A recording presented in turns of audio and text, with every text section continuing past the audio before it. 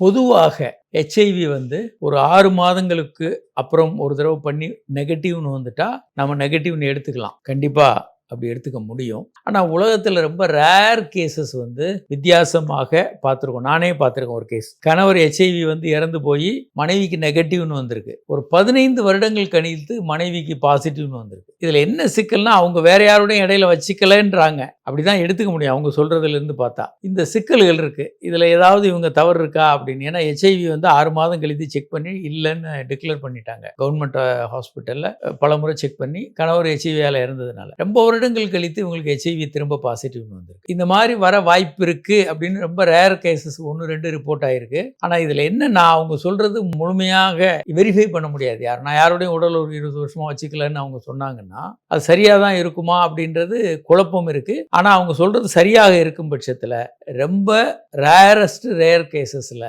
பல வருடங்கள் கழித்து கூட ஒருத்தருக்கு ஹெச்ஐவி வர வாய்ப்பு இருக்கு. ஆனால் ரொம்ப ரேர். சாதாரணமாக அப்படி வர்றதில்லை.